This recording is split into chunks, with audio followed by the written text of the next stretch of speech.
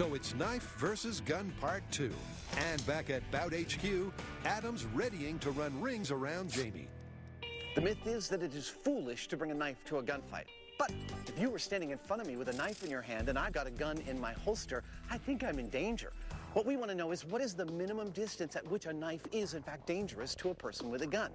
This circle is how we're going to figure that out. Jamie and I will stand back to back on this dot. When he feels the muse, Jamie will start to run towards the outside of the circle. The moment I feel him move, I pull out my gun, cock it, pull the safety off, and fire around. The moment Jamie hears me fire around, he stops running. The distance at which he's standing when he stops running should be the minimum distance at which a knife is dangerous to a gun. You ready to do this? Absolutely. All right, here we go. Now, how are you going to tell when I'm moving? We go back to back like this. We have to touch, unfortunately. Okay.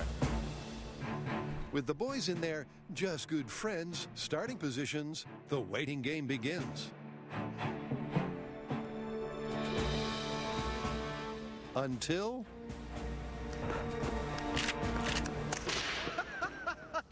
I was a little slow on that one. Not only was Adam slow, but Jamie was fast, passing beyond the 24-foot perimeter before Adam got his shot off. Now, I am totally blown away by what this test suggests, which is that bringing a knife to a gunfight might actually be the smart move if the distance separating the knife wielder from the gunslinger is 24 feet or less, which is a heck of a lot more distance than I ever thought it would be. Now, of course, we don't know this for sure until we reverse engineer it and have Jamie run at me from that distance. We'll see who gets the first kill. And to do just that, Adam adds a foam knife to his samurai switch box, so it'll make for some safe stabbing. Here's how this goes. I wear the hat. I wear the shirt. Jamie runs at me with a knife. If he successfully stabs me, I die. The lights tell you that I'm dead. With both duelers dressed for success, I feel conductive. it's go time. Now this time, I'm not shooting at any cardboard cowboy. I'm staring right at the face of death because Heinemann is running straight towards me. But just like the time before, I'm going to be starting at will, running like crazy for Adam, and trying to stab him before he shoots me. Perhaps now is a good time to say, don't try what you're about to see at home. You ready? I'm ready when you are.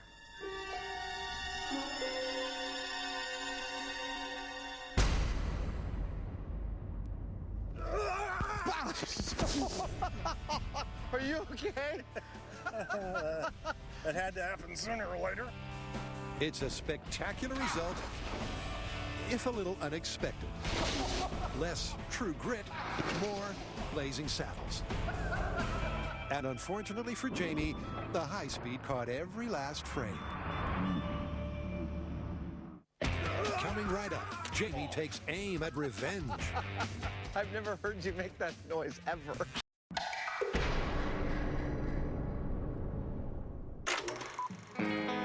Once upon a time in the West, cowboys were coached to never bring a knife to a gunfight. And after test 1, that seems like good advice.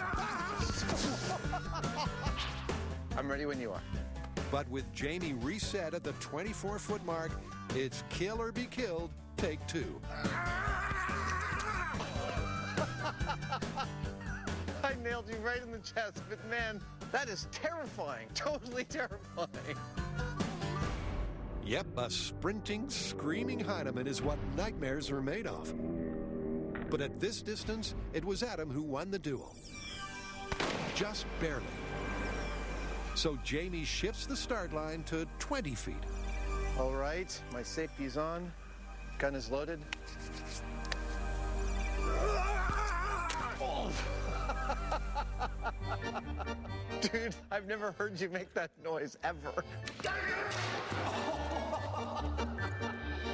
In these face-to-face tests, I've been able to shoot Jamie at both 24 and 20 feet, although 20 feet was quite close. But the fact that I'm able to make that distance shorter than I was for the other test makes sense to me, because watching him run at me while screaming is a fantastic adrenaline rush. It is absolutely an incredible motivation to get things in order to shoot him before I die. But will it be motivation enough for a 16-foot showdown?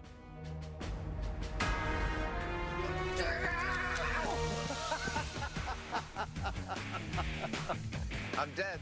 I touched you with the gun, but I wasn't able to fire, and you had the knife deep in my chest. You're dead. I'm dead. I'm dead. Yep, at last, the Heineman's the hero. From 16 feet, Adam could draw and cock, but not fire. A pattern repeated on subsequent tests. I'm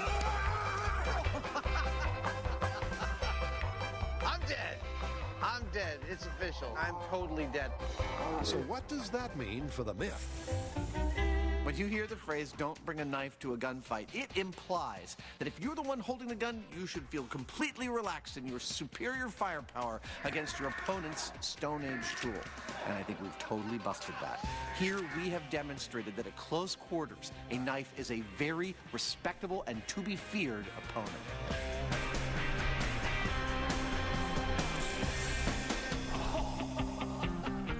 Well, that is pretty definitive. You're able to get to me between 16 and 18 feet. Yep. Let's call 18 feet a guaranteed death zone by knife. That is shocking. I would not have called it being that far. Me neither.